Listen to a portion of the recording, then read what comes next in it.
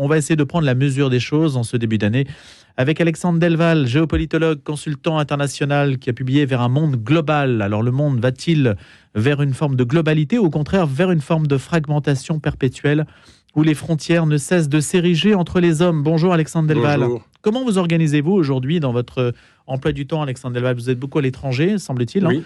Et vous êtes pas mal consulté? Oui, un petit peu en France, en Espagne, en Italie, un petit peu au Portugal aussi. Depuis quelques années, j'ai voulu devenir un peu plus international. Je l'ai toujours été, mais je le développe beaucoup plus depuis quelques années, ce qui fait que je suis assez peu à Paris. Mais de nos jours, on peut travailler à distance. Et j'aime beaucoup suivre à la fois la politique de la France et de mes deux pays d'origine, puisque j'ai la chance, pour moi c'est une chance d'être à la fois français très patriote de cœur et très français d'éducation, mais aussi italien de père, espagnol de mère. Donc je suis sur ces trois pays et j'interviens beaucoup au Parlement italien en tant que consultant. Beaucoup d'événements sur la transition énergétique, l'énergie, la géopolitique, et en Espagne depuis assez peu de temps, un peu plus aussi, et je publie dans tous ces pays. Ça joue l'image en géopolitique? L'image en géopolitique joue, mais nous parlons plutôt de représentation géopolitique, donc c'est proche de l'image. L'image, c'est une représentation, et la représentation, c'est l'image du monde.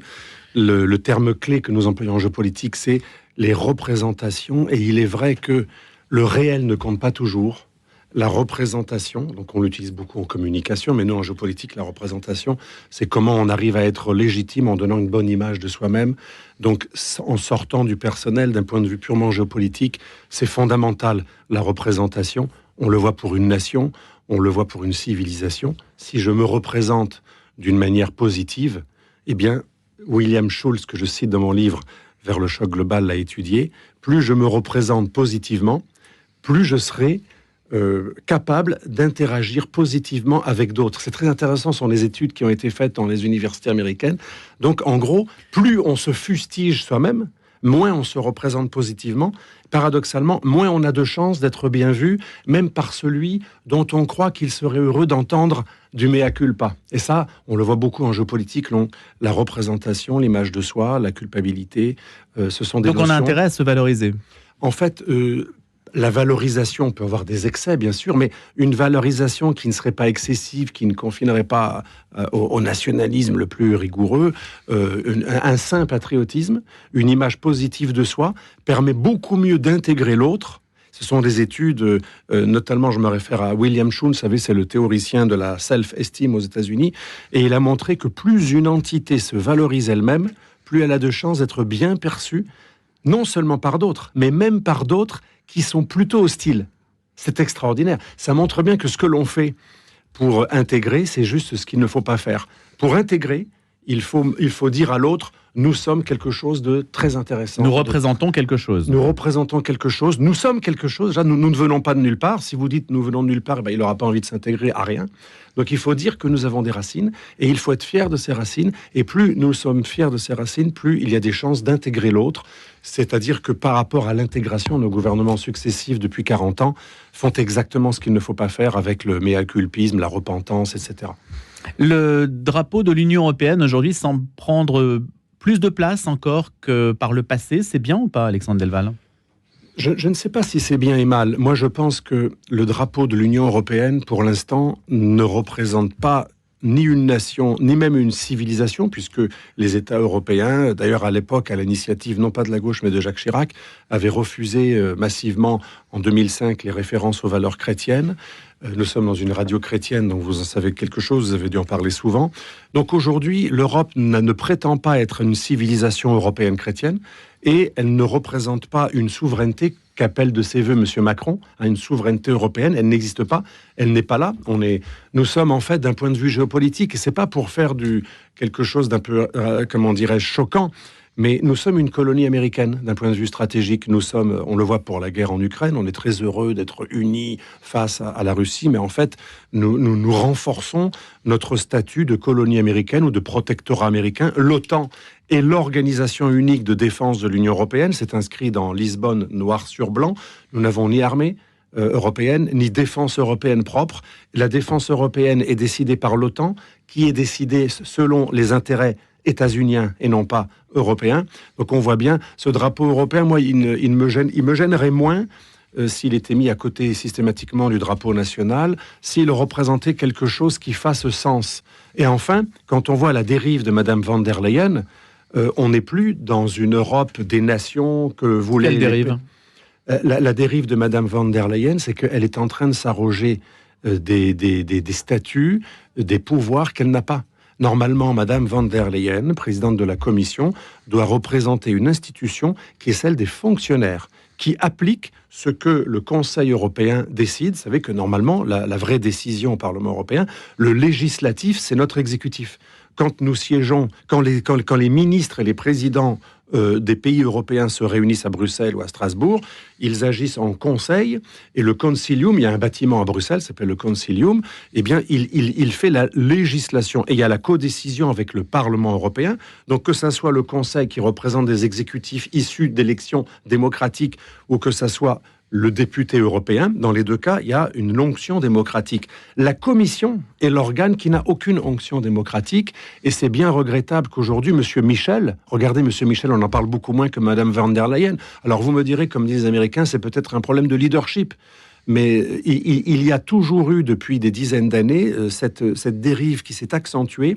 La Commission européenne, qui est la moins démocratique, qui prend le dessus sur les institutions décidées depuis Maastricht jusqu'à Lisbonne, avec la création d'un vrai président de l'Union européenne dont personne pratiquement connaît le nom. Mes élèves en géopolitique connaissent tous von der Leyen, en bien ou en mal, mais ils ne connaissent pas Michel. La plupart ne connaissent pas le nom de Monsieur Michel. Alors Alexandre Delval, si j'aborde le sujet, c'est aussi pour voir si ce remaniement qui se profile en France n'est pas un non-événement en réalité, si on le met en perspective par rapport à d'autres pouvoirs supranationaux qui ont beaucoup plus d'importance, y compris peut-être même dans l'esprit d'Emmanuel Macron, qui vise qui regarde ailleurs que la gestion de son propre pays. Est-ce que c'est lui faire un mauvais procès que de dire ça ?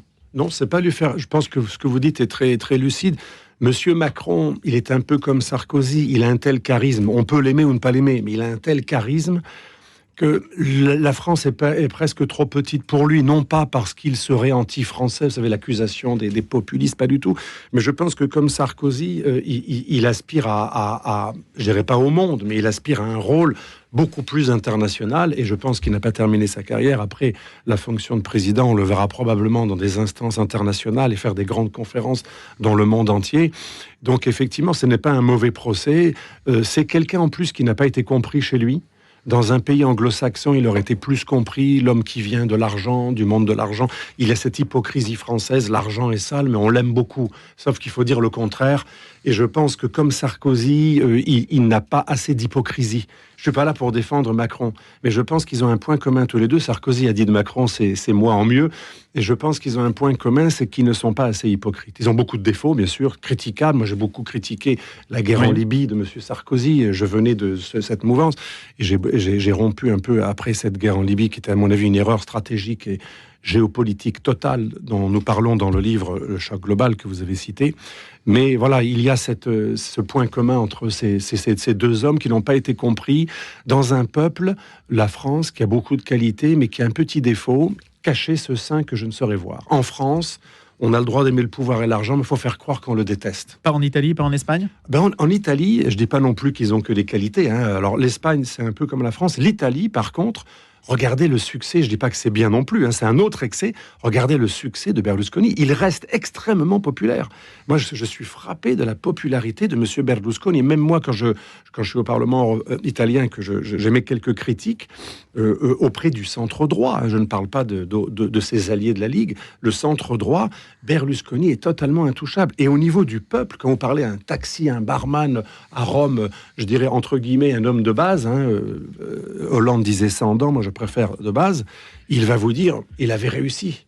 L'Italien est en admiration vis-à-vis du milliardaire qui a réussi, qui est conquérant dans tous les sens du terme, y compris au niveau femmes, etc. Alors, c'est un autre travers, c'est pas beaucoup mieux, mais en France, c'est cacher ce sein que je ne saurais voir. Même les histoires de mœurs en France, ça reste extrêmement discret. En Italie, il y a une sorte d'étalage de la richesse, de la conquête féminine, qui est très valorisante. Et le peuple, une partie du peuple trouve ça extrêmement amusant, voire même sujet de fierté. Donc, on est dans des mentalités tout à fait opposé. Et comme on est dans sur une radio chrétienne, autre grande différence, en Italie, même le plus grand des pécheurs va être énervé si vous critiquez le Vatican. Personne ne critique le Vatican comme en France. On peut émettre des critiques, mais personne ne va s'affirmer anti-catholique. La catholicité, même le plus grand des voyous italiens ou le plus pécheur comme Berlusconi, va vous dire non, on ne touche pas à la figure du pape. Vous voyez, là, nous sommes deux voisins totalement différents vis-à-vis de l'argent ou vis-à-vis de l'Église ou vis-à-vis de certaines représentations. Notre éditorialiste en parlait encore ce matin. Il y a une décélération démographique très forte aujourd'hui.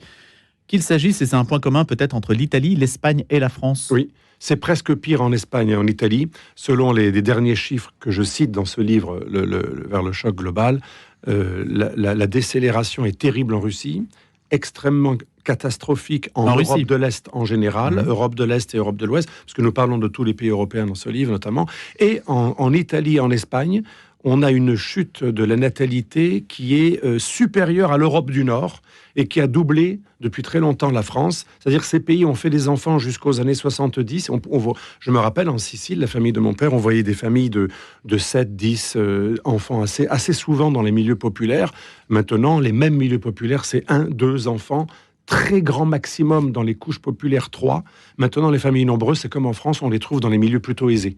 Comment l'expliquez-vous ? Nombreuses. Eh bien, il y a eu une sorte de retour du balancier. Pour l'Espagne, on est passé de l'Espagne franquiste, très nataliste, très catholique, avec les femmes presque habillées en noir. Vous savez, c'est cliché. C'était pareil en Italie du Sud. On est passé d'un excès d'extrême puritanisme, d'une société très catholique, avec l'omniprésence des processions et de la morale chrétienne.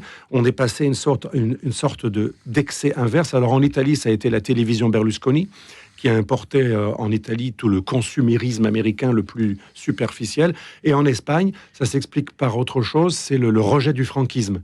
Et vous voyez les films d'Almodovar, cette omniprésence du LGBTisme, du wokisme, c'est une sorte de retour de balancier. Il y avait un grand puritanisme sous Franco. Et bien maintenant, ce qu'il faut faire, c'est l'inverse de Franco. Ça explique aussi le séparatisme catalan, dont je parle dans le livre. Le séparatisme catalan, c'est aussi une réaction à Franco qui était contre le républicanisme des Catalans. Vous voyez, on a aujourd'hui en Espagne, en Italie, une sorte d'inverse de ce qui se faisait il y a 50 ans. Ce sont des sociétés qui ont été métamorphosées en 2 générations. On est passé d'une société extrêmement puritaine et catholique à une société libérale, libertaire, une sorte de choc interne des mœurs. Et le virage était encore plus brutal en Espagne, peut-être. Le virage était plus brutal en Espagne. En Italie, ça s'est fait sous le coup du consumérisme berlusconien, du capitalisme. En Espagne, ça s'est fait par rapport au rejet de ce qu'on appelle l'Espagne de pandereta, l'Espagne en gros de grand-père. Une Espagne qui écoutait le flamenco, qui était habillée en noir, qui était franquiste et qui était ultra-catholique. Et tout cela a complètement volé en éclats. Et ça explique la difficulté du succès de Vox, le parti populiste qui veut réhabiliter cette Espagne de Franco, pas forcément de Franco, mais une Espagne à l'ancienne, traditionnelle.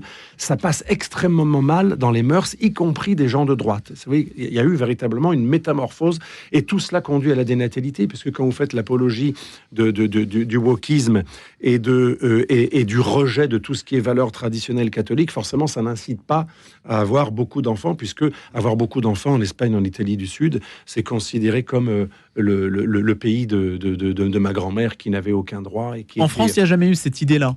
En France, c'est autre chose. En France, la dénatalité, elle est beaucoup plus lointaine. Elle a commencé au 19e siècle. À la fin du 19e siècle, la France a commencé une chute de la natalité, d'où l'importation d'Italiens et d'Espagnols et même avant de Polonais, mais aussi même dans les colonies françaises, en Algérie, au Maroc et en Tunisie, une énorme importation d'Espagnols, d'Italiens, de Maltais, parce que déjà, alors que l'Italie et l'Espagne faisaient beaucoup d'enfants, la France avait déjà connu un trou au niveau de sa démographie, et elle avait massivement importé des Européens. Ça nous ramène à la question de l'immigration.